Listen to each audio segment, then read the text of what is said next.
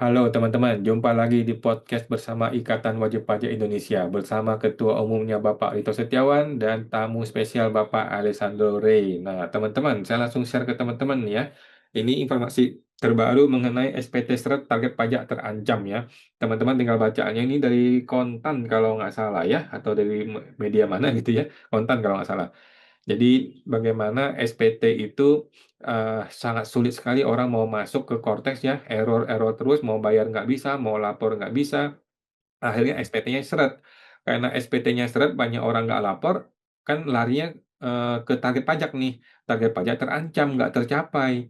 Nah, kalau target pajak nggak tercapai, pertanyaannya apa berikutnya? Masalah berikutnya apa nih yang orang belum tahu nih? Nah, kita langsung minta informasi dari Pak Rinto nih, sebagai seorang pengusaha biasa ya Pak Rinto. Bagaimana Pak Rinto menanggapi masalah Cortex dan SPT-SPT yang kacau balau ini Pak? Silakan Pak Rinto. Ya, terima kasih Mas Awan. Jadi IWPI sebenarnya mulai awal Januari 2025 kan sudah lapor KPK, Mas, mengingatkan bahwa penerimaan negara ini basisnya kan sudah 80, sekitar 82% kan berasal dari penerimaan pajak. Ini otomatis kan aplikasi sistem perpajakan ini kan sangat krusial sekali, Mas Awan, Pak Rey. Sangat penting sekali. Dan itu kan kami sudah ingatkan bahwa ini terjadi kesalahan proses bisnis dalam pengadaannya. Urutannya juga keliru, Mas Awan. Makanya awal tahun begitu kita di launching gagal, kita langsung laporkan karena pengadaan Cortex sendiri kan sudah 4 tahun yang lalu, Mas. Mulai 2000 berapa itu, Mas? 2018 19 kan, Mas. Sudah mulai tahap awal pengadaannya sudah lama. Seharusnya saat di launching itu kan sudah tidak ada kendala yang krusial. Tapi kenyataannya awal 2025 di launching banyak error, bahkan sampai ada apa ya, peraturan Dirjen Pajak itu untuk perlakuan spesial untuk 790 wajib pajak tertentu. Nah, karena kita sudah lapor KPK dan mereka santai-santai saja, sekarang terjadilah di tahun 2026 saat pelaporan SPT OP dan SPT Badan. Nah, ini lagi-lagi di samping sistem belum stabil, ini diuji coba dengan bersamaan pelaporan SPT tadi, Mas, SPT OP dan wajib pajak Badan. Akhirnya SPT seret ini kan karena aplikasi pemerintah yang amburadul, Mas, konteksnya yang kacau balau, bukan wajib pajaknya. Nah, otomatis ini apa ya, memengaruhi dengan target penerimaan negara kita yang saat ini mana 2.600 triliun kalau tidak salah, Mas Awan. Nah, beberapa pengamat mengingatkan bahwa kondisi saat ini adalah kondisi yang beda dengan tahun-tahun sebelumnya, menyarankan pemerintah agar memangkas program-program yang ya ini Mas ya, yang sangat berbiaya tinggi seperti MBK dan Koperasi Desa Merah Putih itu. Nah, namun kan ambisi pemerintah untuk menurunkan ini ya, memangkas pengeluaran ini kan tidak mau dipenuhi. Nah, sementara yang kita ketahui kemarin laporan SPT Badan, wajib pajak Badan nih Mas ya, yang diharapkan target penerimaan negara dari sini sangat besar, ternyata juga mengalami kendala korteknya. Dan akhirnya diperpanjang 1 bulan. Nah, di judul kita kali ini, apakah ini kita akan mau ngutang lagi atau negara ini mau dijual ya dalam tanda kutip Mas ya. Nah, ini kalau melihat trennya sekarang nih Mas, kalau mau ngutang lagi tahun 2026 ini ternyata ini kita ngutip dari saya dari ini Mas ya, dari Gemini, dari Kompas itu jatuh tempo pembayaran utang kita tahun ini adalah pokoknya itu 833,96 triliun. Sawan Pak Rey, dan pembayaran bunganya itu 600, sekitar hampir 600 triliun, yaitu 599,44 triliun. Jadi sudah sekitar 1.300 sampai 1.400 triliun ini untuk membayar pokok utang dan bunganya. Kayaknya kalau mau ngutang lagi, yang ngutangi pun sudah tidak percaya ini, yang kemarin aja belum bayar kok mau utang lagi. Nah ini pertanyaannya kan apakah negara kita akan dijual dalam tanda kutip kedaulatannya, itu sangat mungkin terjadi masalahnya. Jadi akhirnya yang terjadi adalah kebijakan pemerintah kali ini itu dikendalikan oleh asing, Mas. Yang kita nggak ketahui adalah contohnya adalah kebijakan terkait dengan pengelolaan sumber daya alam. Itu pengelolaan emas, migas kita, batu bara, itu kita nggak tahu, Mas, nikel. Dengan banyaknya, saya kemarin ini beberapa bulan yang lalu saya ke wilayah Indonesia Timur, yaitu di Ternate, saya menemukan banyak tenaga kerja asing, Mas. Itu berseliweran, Mas. Entah itu masuknya gimana, kayaknya sangat ini Mas ya, sangat bebas sekali seperti itu Mas Awan. Are. Jadi kedaulatan yang dijual ini adalah melalui ini pengambilan kebijakan melalui pembuatan peraturan perundang-undangan yang berdasarkan kepentingan asing. Nah, nanti uangnya nggak tahu nanti dari mana itu masuknya ke negara kita seperti apa. Yang jelas negara kita ini sangat tersandra dengan kondisi fiskal kita yang sangat amburadul sekarang ini. Seperti itu Mas Awan, mungkin dari Pak Rini. Oke, siap. Terima kasih Pak Rinto ya dari wajib pajak sendiri terus merasakan langsung bagaimana permasalahan Kotes dan SPT ini ya. Nah, langsung kita minta informasi dari Pak Rey sebagai ahli hukum pajak nih. Bagaimana tanggapannya mengenai SPT seret yang dan target pajak yang terancam nih dan bagaimana konsekuensinya Pak Rey? Silakan Pak. Terima kasih Pak Awan dan Pak Rinto. Memang kita harus sepakat bahwa pajak itu adalah backbone negara kita, ya. Karena ternyata sumber-sumber lain itu tidak lagi tanda petik bisa diandalkan. Tapi yang menjadi pertanyaan adalah apakah betul tidak bisa diandalkan? Itu kan pertanyaan mendasar yang harus dijawab oleh pemerintah, ya. Apakah betul sumber alam kita tidak cukup?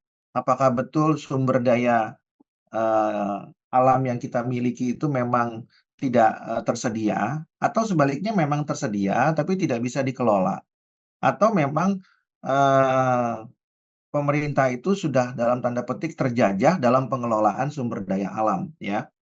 Nah, kalau memang betul pertanyaannya, kalau memang betul jawaban dari pertanyaan itu adalah iya, sudah tidak ada lagi sumber alam yang tersedia, dan kalau memang betul bahwa pemerintah itu sudah tanda petik terjajah dalam mengelola sumber daya alam, maka eh, kondisi kita bukan lagi dalam rencana untuk menjual negara kalau tidak punya penerimaan atau pendapatan dari pajak. Tapi faktanya memang kita sudah terjual kalau memang itu jawabannya betul, ya. Ya, jadi kalau itu sudah terjadi, maka secara tidak langsung kita ini sudah terjual ya atau terjajah begitu ya. Dan oleh karena itu pasal 33 konstitusi kita itu tidaklah nyata bisa dinikmati oleh seluruh rakyat kita ya. Bumi dan segala isinya itu adalah milik negara digunakan untuk kesejahteraan rakyat begitu ya. Kenyataannya ternyata rakyatnya nggak sejahtera. Berarti hasil buminya itu kan kalaupun tadi ada tapi tidak bisa dinikmati. Berarti secara tidak langsung sebenarnya kita sudah terjual ya atau terjajah ya, karena tidak mampu mengelola dan tidak mampu menggunakannya untuk kesejahteraan rakyat ya. Apapun alasan pemerintah, faktanya rakyat tidak makmur ya. Jadi kalau kita mau menilai itu kan kita bisa lihat dari hasil akhirnya. Secara tidak langsung kita bisa mengatakan bahwa negara kita terjual ya dalam konteks tadi ya, dalam konteks kemakmuran ya, dalam konteks kesejahteraan ya. Sebenarnya kita sudah terjual tanda petik ya. Nah, oleh karena itu maka pajak dijadikan alternatif ya. Jadi kalau misalnya itu terjadi, saya bisa simpulkan bahwa sebenarnya kan pajak ini adalah apa namanya scapegoat ya, atau artinya adalah ini kambing hitam ya.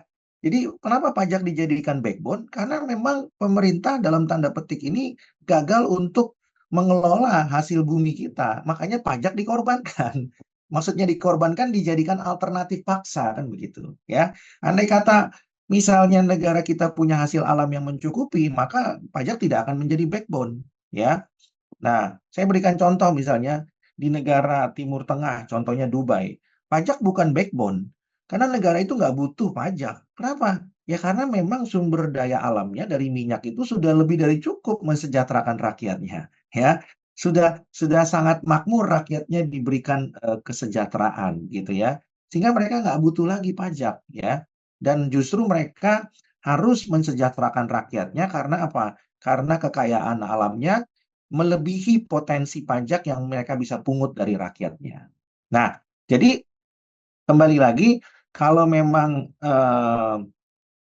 hasil alam kita memang tidak bisa dikelola dengan baik, maka ada kegagalan sistem ya atau pemerintahan. Oleh karena itu, pajak menjadi backbone. Nah, sekarang pertanyaannya, bagaimana dong memaksakan pajak ini menjadi backbone ya? Kalau kemudian pada akhirnya pelaksanaan penagihan atau pengenaan pajak itu tidak berkeadilan. Nah, ini lagi yang menjadi persoalan. Karena kalau kita bicara pajak, kita berhubungan dengan manusia. Kalau tadinya alam yang pertama, ya sumber daya alam, sekarang dipindahkan ke sumber daya manusia.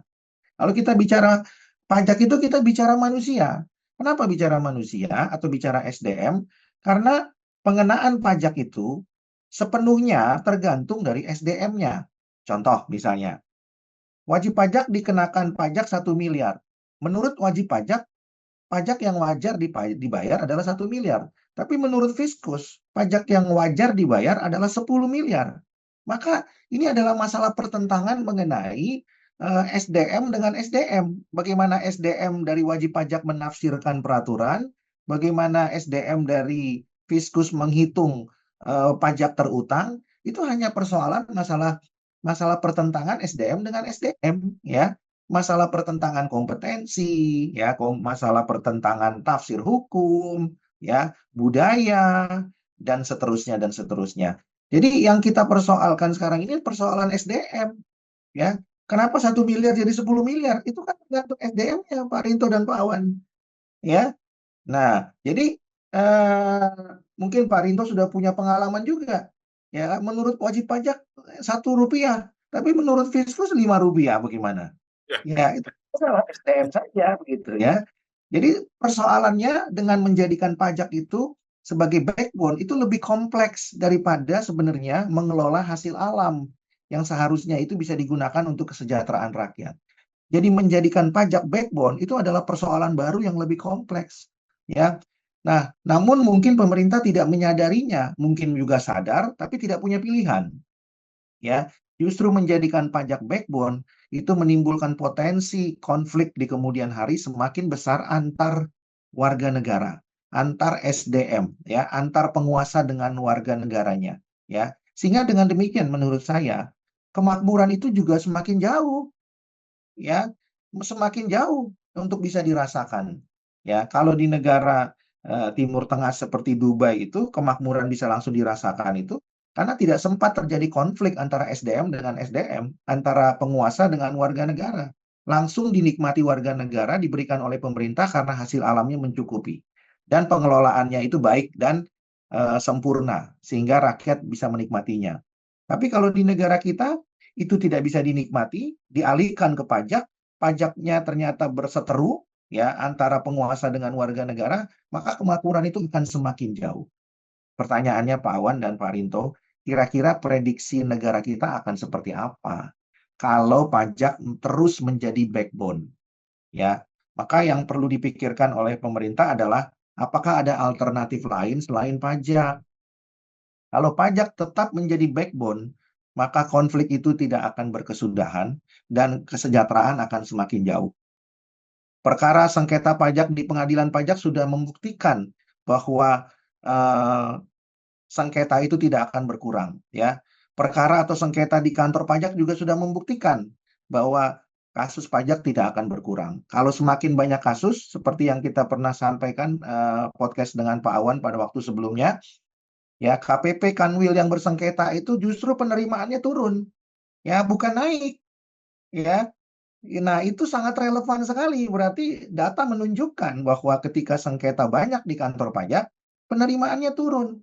Kenapa? Karena lagi-lagi SDM-nya berseteru dengan SDM-nya.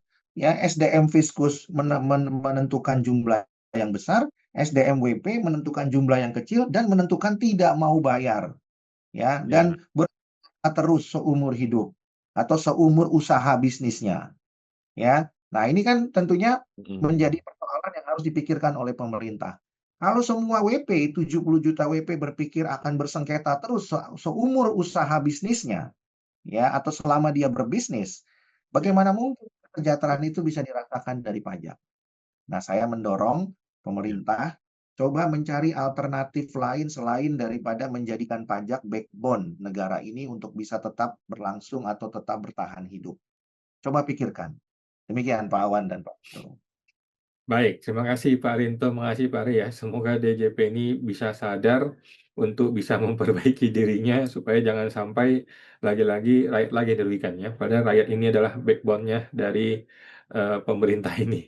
Baik, makasih Pak Rinto, makasih Pak Ade. Kita jumpa lagi Pak di podcast berikutnya Pak. Makasih.